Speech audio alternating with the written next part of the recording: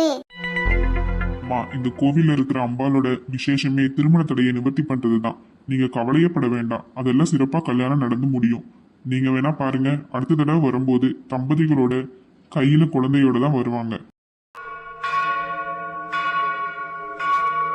மணி சத்தத்தை கேட்டீங்களா? அம்பாள் உத்தரவு கொடுத்துட்டாங்க. இந்த 2 பேருக்குமே எந்தவித தடையும் இல்லாம நல்லபடியா கல்யாணம் நடந்து முடியுமா? நீங்க சந்தோஷமா வீட்டுக்கு போயிட்டு வாங்க. நான் சொன்ன மாதிரி அடுத்த தடவை இந்த கோயிலுக்கு வரும்போது தம்பதிகளோட கையில குழந்தையோட தான் வருவாங்க.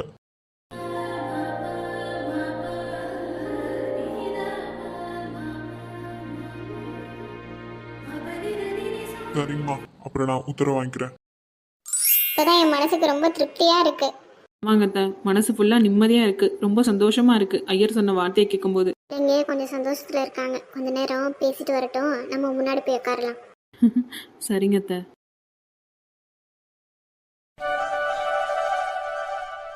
என்ன ஷாலினி, ஐயர் சொன்னதை கேட்டு இன்னும் அதிர்ச்சியில இருக்கியா? முகம் எல்லாம் செக்க சவந்து போயிருக்கு.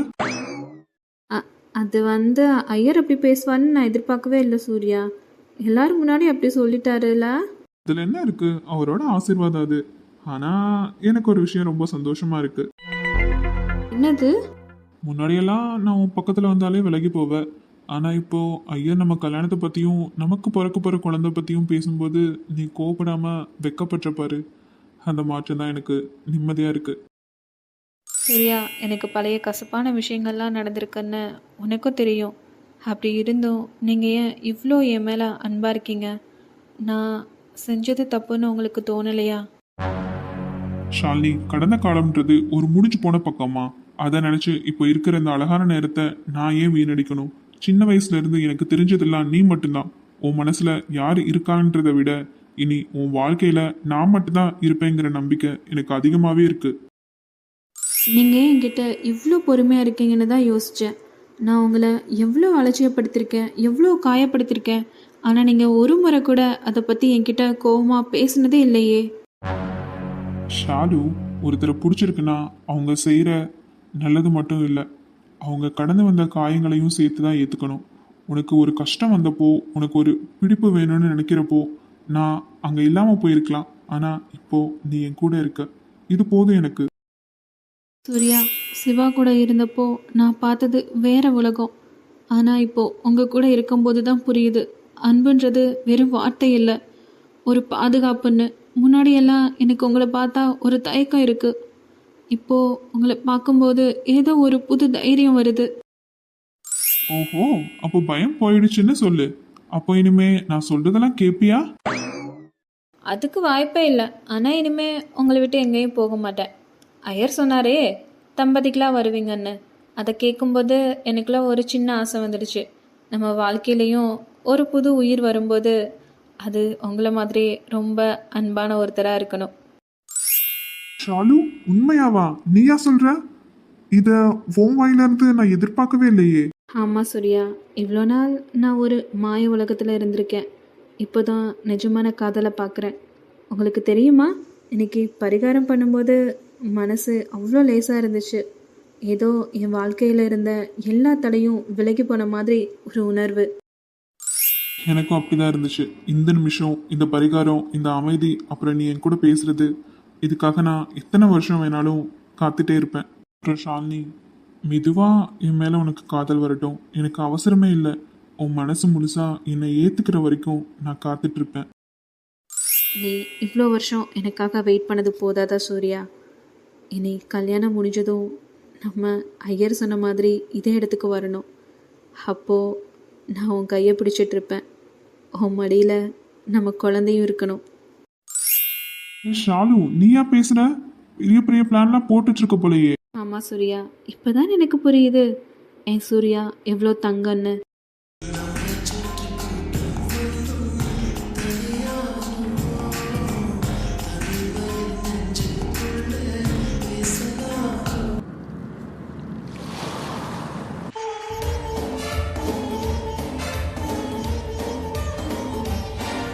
என்னடா அது, எத்தனையோ பேர் போராளுக வராளுக, அந்த நிலாவை மட்டும் பார்க்கவே முடிய மாட்டேங்குது. காலையில் 10 மணிக்கு வந்தேன் இந்த கடைக்கு முன்னாடி நின்று. இப்போ மதியம் 2 மணி ஆயிடுச்சு. உச்சி வெயிலில் இவ்வளோ நேரம் நின்றுட்டுருக்கேன். அவள் வருவாளா இல்லை வரமாட்டாளா? டேய் ரிஷி, நம்ம நிக்கிறது வேஸ்ட்டோ? கண்டுபிடிச்சிருவியாடா அவளை? அவள் வருவாளா, என் உடைந்து போன நெஞ்சை ஒட்ட வைக்க அவள் வருவாளா? ஏய், எதுக்கும் அவனை நோட் பண்ணுங்கடா. காலையில இருந்து நம்ம கடைக்கு முன்னாடியே நின்றுட்டு இருக்கான். எதுக்கு களவாண்ட கிளவாண்ட வந்திருக்கானு தெரியலடா. ரைட்டு, கடைக்காரனுக்கு நம்ம மேல சந்தேகம் வந்துருச்சு. இனிமே இந்த இடத்துல நின்னா நமக்கு மதிப்பில்லாம போயிரும். அந்த பக்கம் போயிடலாம்.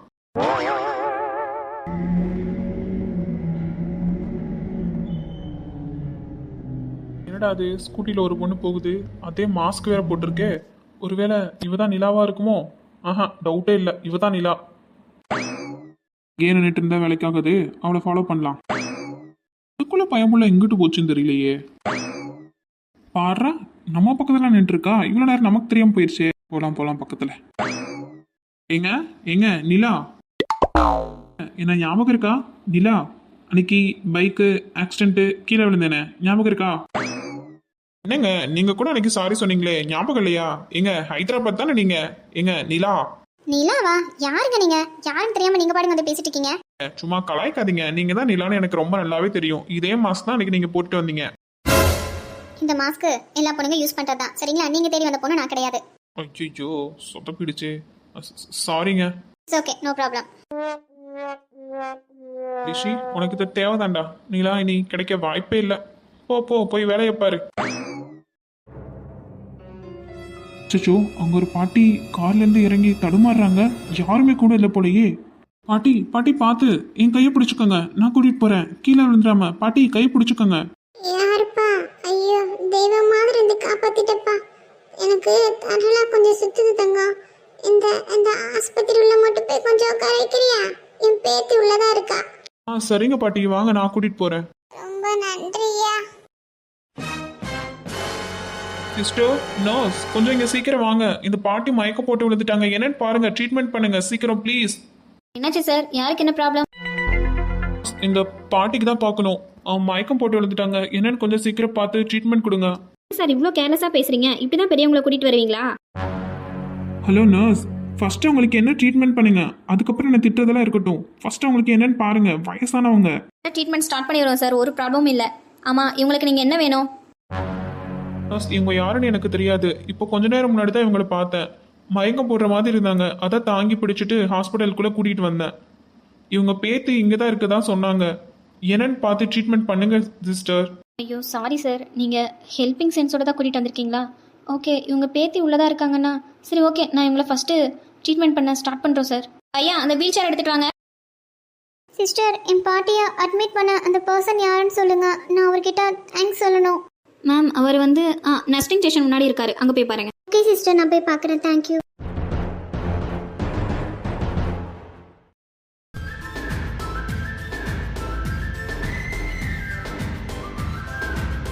ஏய், நீங்க அந்த பைக் ஆக்சிடென்ட்? ஆமா, அதே ரிஷி தான். நீங்க ஹைதராபாத் நிலா தானே? ஓ, நீங்க இன்னும் ஞாபகம் வச்சிருக்கீங்களா? அவங்க மேல மோதி கீழே தள்ளினேனே. இன்னும் கோமாதி இருக்கீங்களோ? கோமா? அதெல்லாம் அந்த நிமிஷம்தான். அதுக்கப்புறம் உங்க சாரி கேட்ட உடனே எல்லாம் மறந்துருச்சு. அவங்கள பார்க்க தான் இந்த ஏரியா முழுசா சுத்திட்டு இருந்தேன்.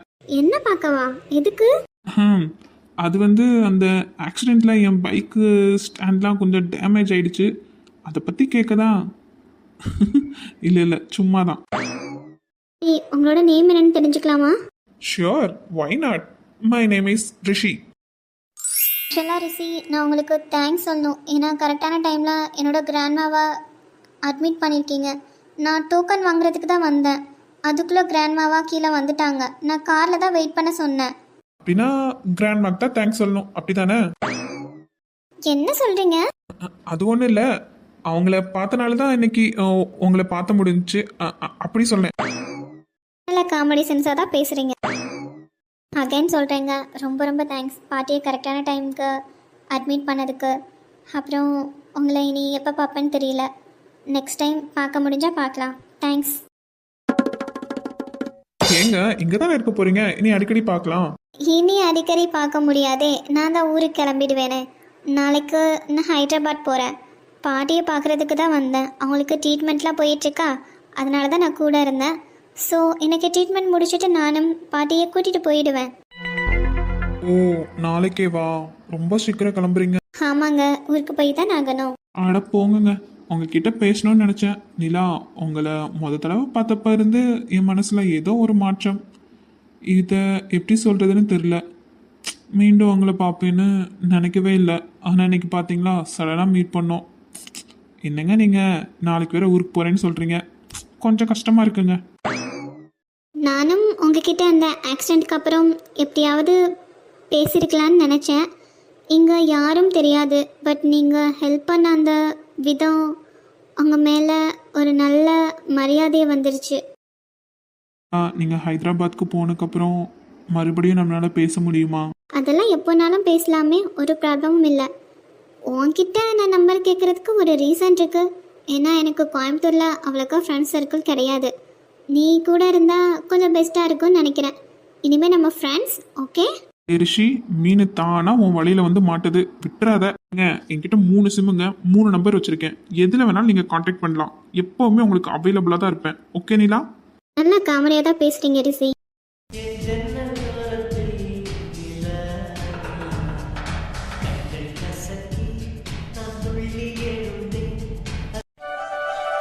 நித்யா, நிஜமாவே உங்க பிரசன்டேஷன் ரொம்ப எக்ஸலண்ட். இன்னைக்கு நீங்க பண்ணது பார்த்து நான் ரொம்ப இம்ப்ரெஸ் ஆயிட்டேன். Keep it up. Thank you so much sir. And Nithya, உங்களுக்கு ஒரு குட் நியூஸ். நீங்க எப்பவும் யூஎஸ் போக ஆசைப்படுவீங்கல்ல, உங்களை அங்க போஸ்ட் பண்றதுக்கு நான் ஹெட் குவார்ட்டர்ஸ்ல பேசிட்டு இருக்கேன். சீக்கிரம் எல்லாம் ஃபார்மாலிட்டிஸ் எல்லாம் முடிஞ்சிடும். ஸோ நீங்க யூஎஸ் போறதுக்கு இப்போ இருந்தே ரெடி ஆயிக்கோங்க. சார் ரியலி ரொம்ப தேங்க்ஸ் சார். என்ன சொல்கிறதுன்னு தெரியல. அதான் சொன்னேனே, யூஎஸ் போறதுக்கு இப்போ இருந்தே ப்ரிப்பேர் ஆயிக்கோங்க. ஹே நித்து, கங்க்ராட்ஸ் டி. ஆமாண்டி, கங்க்ராட்ஸ் நித்யா. ஏண்டி, என்னால் நம்பவே முடியலடி. எத்தனை நாள் கனவு தெரியுமா இது? ரொம்ப ரொம்ப சந்தோஷமா இருக்கு. ஏண்டி பானு, ஆனா நம்ம நித்யா கிட்ட கொஞ்ச நாளா ஏதோ மாற்றம் தெரியுதுல, நீ கவனிச்சியா? ஆமாண்டி, முன்னாடிலாம் மேடம் பயங்கரமா ஆட்டிடியூட் காட்டுவாங்க, எப்பவும் ஒரு சீரியஸ் மூஞ்சியாவே வச்சுட்டு தெரியவா. ஆனால் இந்த செக்யூரிட்டி பிரீச் இன்சிடெண்ட் அப்புறம் மேடம் எப்பவும் ஹாப்பி மூட்லேயே இருக்காங்க. என்ன விஷயம் நித்யா? என்னடி சொல்லிட்டு இருக்கீங்க? நான் எப்பவும் போல தானே இருக்கேன். அதுவும் இப்போ யூஎஸ் சான்ஸ் வேற கிடைச்சிருக்கு, அதான் கொஞ்சம் எக்ஸ்ட்ரா சந்தோஷம், அவ்வளோதான். அதெல்லாம் ஒன்றும் இல்லை. எனக்கு என்னவோ அந்த போலீஸ் ஹீரோ மேலே தான் மேடம்க்கு லவ் ஸ்டார்ட் ஆயிடுச்சோன்னு டவுட்டாக இருக்குது. என்ன நித்யா, நான் சொல்கிறது கரெக்ட் தானே? ஹே, கார்த்திக் என்னோட நல்ல ஃப்ரெண்டு, ஒரு வெல்விஷர், அவ்வளோதான். நீங்களாம் ஏதாவது இமேஜின் பண்ணிக்காதீங்கடி. ஓ அப்படியா, நம்பிட்டோம். சரி, இப்போ யூஎஸ் போய் செட்டில் ஆயிட்டா அவரை ரொம்ப மிஸ் பண்ணுவேல. ஏண்டி, நான் டிஎல் தானே, நான் கொடுத்த வேலையை முடிச்சிட்டிங்களா? ஃபர்ஸ்ட் போய் அதை பாருங்க. சரிங்க மேடம், நீங்கள் தனியாக யோசிங்க. ஆமாம் ஆமாம், நாங்கள் உங்களை டிஸ்டர்ப் பண்ணல. நீங்கள் ட்ரீம் போயிருப்பீங்கன்னு தெரியும். நாங்கள் போய் எங்களுக்கு கொடுத்த வேலையை பார்க்குறோம். யூஎஸ் போகணுன்றது என்னோட பல வருஷ கனவு தான். ஆனால் இப்போது அந்த சந்தோஷத்தை கூட முழுசாக அனுபவிக்க முடியலையே. நான் யூஎஸ் போயிட்டேன்னா அப்புறம் கார்த்தியை எப்படி பார்ப்பேன்? அவன்கிட்ட என் லவ்வை எப்படி சொல்லுவேன்? ஆமாம், இதுதான் கரெக்டாக இருக்கும். இனிமேல் நான் டைம் வேஸ்ட் பண்ணக்கூடாது. யூஎஸ் போகிறதுக்கு முன்னாடி எப்படியாவது என் பர்த்டேக்குள்ளே கார்த்திக்கிட்ட என் மனசுக்குள்ளே இருக்கிறத எப்படியாச்சும் சொல்லியே ஆகணும். இல்லைனா வாழ்க்கை ஃபுல்லாக இந்த தவிப்பு என்னை விட்டு போகவே போகாது.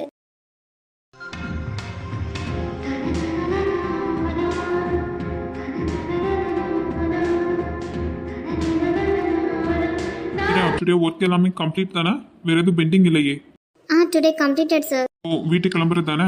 ஆமாம் சார், இன்னைக்கு கிளம்புறது தான். எனக்கு கொஞ்சம் ஹெட்டேக்காக இருக்குது. போகும்போது காஃபி ஷாப் மட்டும் போயிட்டு அப்படியே போகலாமா? காஃபி ஷாப்பா சார்? எனக்கு அம்மா ஈவினிங் கோயிலுக்கு போகணுன்னு சொல்லிட்டு இருந்தாங்க, நானும் வரேன்னு சொல்லிட்டேன். இப்போது அதுதான் என்ன சொல்கிறதுன்னு தெரியல. ஓ அப்படியா மீரா? நான் இது வரைக்கும் தனியாக போனதில்லை. எனக்கு கூட கம்பெனி கொடுக்காச்சும் ஒரு ஆள் வேணும். ஏன்னா இன்னைக்கு சூர்யாவும் ஷாலினியும் அங்கே கோயிலுக்கு போயிருக்காங்கல்ல, அப்புறம் ரிஷியும் எங்கே போனான்னு தெரியல. அதான் தனியாக போகிறதுக்கு ஒரு மாதிரி இருந்துச்சு. நீ கூட இருந்தால் கொஞ்சம் கம்ஃபர்டபுளாக இருக்கும்னு நினச்சேன். சரி ஓகே மீரா, நான் வீட்டுக்கு போய் கூட குடிச்சுக்கிறேன், ஒன்றும் பிரச்சனை இல்லை. நீ கோயிலுக்கு போயிட்டு வா. சார் அது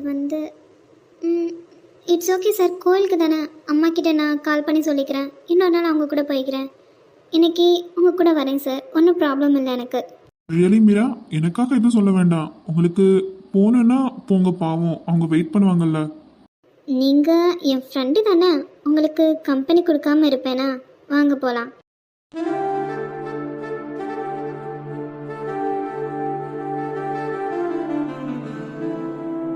சார், காஃபி குடிச்சதுக்கப்புறம் ஹெட்டேக் கொஞ்சம் ஓகேவா? எஸ் மீரா, கொஞ்சம் பெட்டரா இருக்கு. மீரா, நான் உன்னை கேட்டா தப்பா எடுத்துக்க மாட்டியே? என்ன சார், கேளுங்க. இல்ல, உன்கிட்ட ஒரு டிஃப்ரெண்டான குவாலிட்டி இருக்கு.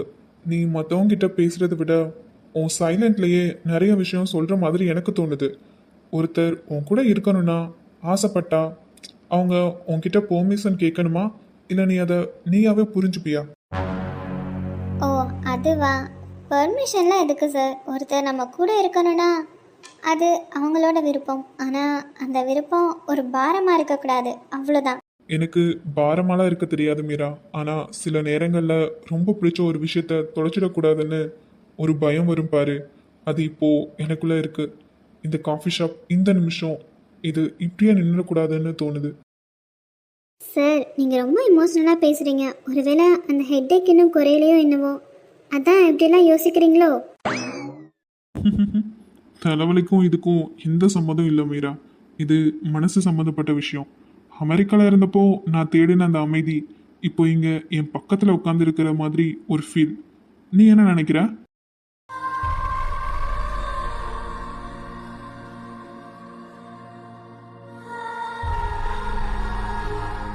நான் என்ன நினைக்க போகிறேன் சார்? நீங்கள் என் பாஸ், அதுக்கு மேலே ஒரு நல்ல மனுஷன், அவ்வளோதான்.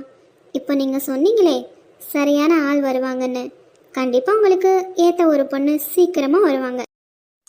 மீரா, அந்த பொண்ணு ஏற்கனவே வந்துட்டான்னு சொன்னா? சார், நீங்கள் ஜோக் பண்ணுறதுல ரொம்ப கில்லாடி தான். சரி வாங்க, டைம் ஆச்சு, அம்மா வேற வெயிட் பண்ணுவாங்க. ஆனா தெரிஞ்சும் தெரியாத மாதிரி எவ்வளோ அழகா சமாளிக்கிறா. சரி மீரா, நீ சொன்னா சரியா தான் இருக்கும். ஆனா ஒன்று, நான் எப்பவுமே டார்கெட் பண்ற விஷயத்த மிஸ் பண்ணவே மாட்டேன். அது வேலையா இருந்தாலும் சரி, லைஃபா இருந்தாலும் சரி. பார்க்கலாமே சார் உங்கள் டார்கெட் எந்த அளவுக்கு சக்ஸஸ் ஆகுதுன்னு. ஆனால் இப்போதைக்கு என்னோட டார்கெட் வீட்டுக்கு போய் அம்மாவுக்கு ஹெல்ப் பண்ணுறது தான். சரிங்க மேடம்.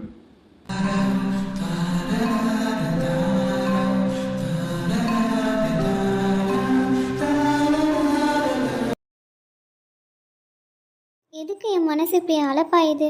அவர் அப்படி என்ன பெருசாக சொல்லிட்டாரு? இன்னமும் உனக்கு புரியல? அவர் தான் அந்த பொண்ணு ஏற்கனவே வந்துட்டாருன்னு சொன்னாரே, அது உன் காதில் விழலையா? இல்லை விழுந்தும் கேட்காத மாதிரி நடிக்கிறியா? அது அது அவர் சும்மா விளையாட்டாக சொல்லியிருப்பார். பழைய லவ் பிரேக்கப்பான வருத்தத்தில் யாராவது ஆறுதலாக வேணும்னு தோணிருக்கலாம்ல. பாரு மீரா, உன்னை நீயே ஏமாத்திக்காத.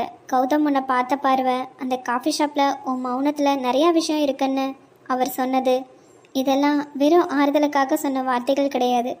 இது டார்கெட் பண்ணுற ஒருத்தனோட தெளிவான பேச்சு. ஆமாண்டி, அவர் என்கிட்ட நான் மிஸ் பண்ண மாட்டேன்னு சொன்னப்போ அவர் கண்ணில் ஒரு பிடிவாதம் தெரிஞ்சுது. ஆனால் அது எனக்கான பிடிவாதமாக இல்லை, என்னையும் அவரோட ஒரு அச்சீவ்மெண்ட்டாக பார்க்குறாரா? அதான் மீரா உன்னோட பயம். அவர் பெரிய இடத்து பையன், நீ ஒரு மிடில் கிளாஸ் பொண்ணு. அவர் முன்னாடி இப்போவும் செல்ஃப் கான்ஃபிடெண்ட்டாக இருக்கணும்னு நினைக்கிறேன். ஆனால் அவர் உன்னை நெருங்க உன்னோட இந்த கோட்டை தகர்ந்துடுமோன்னு பயப்படுற, அதானே உண்மை? இருக்கலாம், ஆனால் எனக்கு அவர் மேலே ஒரு மரியாதை இருக்குது. எனக்கு தலைவலின்னு சொன்னப்போ ஒரு குழந்தைய போல் அவர் முகத்தில் இருந்த அந்த ஏக்கம், அது என்னவோ பண்ணுது. அவர் என்கிட்ட கம்பெனியில் கேட்டப்போ என்னால் நோ சொல்லவே முடியல. அம்மாவுக்கு பொய் சொல்லிட்டு கூட அவர் கூட உட்காந்துருந்தேனே, அது ஏன்னு எனக்கு இன்னும் புரியலை. அடி மண்டு, இதுக்கு பேர் தாண்டி ஆரம்பம் மீரா. காதல் உன்னோட கதவை தட்டலை, ஜன்னல் வழியா உள்ளே வந்து உட்காந்துருச்சு. நீ எவ்வளவுதான் இப்போ சாருன்னு சொன்னாலும் மனசுக்குள்ள ஒரு சின்ன ஆசை வந்துடுச்சுல்ல. இருக்கலாம், ஆனால் உடனே சரின்னு சொல்லிட மாட்டேன். அவர் காதலை நேரடியாக என்கிட்ட சொல்லட்டும். அது வரைக்கும் நான் மீராவா மட்டும்தான் இருப்பேன். ஐயோ, நான் சொல்ல வர விஷயம் உனக்கு புரிஞ்சிருச்சு. அதுக்கப்புறம் நான் எதுக்கு இங்கே? நான் கிளம்புறேன். கௌதம், நான் ஆசைப்பட்டது சரியா தப்பான்னு தெரியல. ஆனால் உன்னை பார்க்கும்போது எனக்குள்ள ஒரு புது விதமான உணர்வு தோணுது. இதை எப்படி சொல்கிறதுன்னு எனக்கு தெரியல.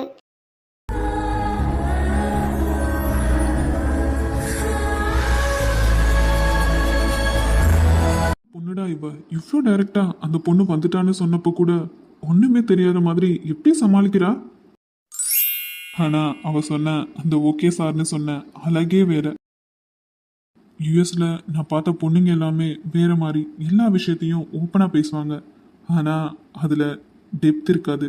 மீரா கிட்ட இருக்கிற அந்த செல்ஃப் கான்ஃபிடென்ட் தான் என்னையே திரும்பி பார்க்க வைக்குது. அவளோட அந்த அறிவான பேச்சு, சின்ன விஷயத்த கூட இவ்வளோ தெளிவா சொல்றா. ஆக்சுவலா பழைய விஷயங்கள்லாம் நினைச்சு பயந்துட்டு தான் இருந்தேன். ஆனா மீராவை பார்க்கும்போது இந்த பொண்ணுகிட்ட நம்ம லைஃப்பை கொடுக்கலான்னு தோணுது. அவகிட்ட இருக்கிற அந்த ஸ்டேபிலிட்டி தான் எனக்கு ரொம்ப பிடிச்சிருக்கு. என்னதான் பாஸ்னு சொன்னாலும் அவகிட்ட நான் தான் டார்கெட் ஆயிட்டேன்னு அவளுக்கு தெரியாது. டே கௌதம், உன்னையே ஒரு பொண்ணு தனியா புலம்ப வச்சுட்டாலே. ஆ, நாளைக்கு ஆபீஸ்ல பாக்குறேன் மீரா. நீ எப்படி என்ன அவாய்ட் பண்றேன்னு பார்க்கலாம். நான் தான் டார்கெட்ல கிங் ஆச்சே. எங்கெங்கோ தேடி தேடி உன்னில்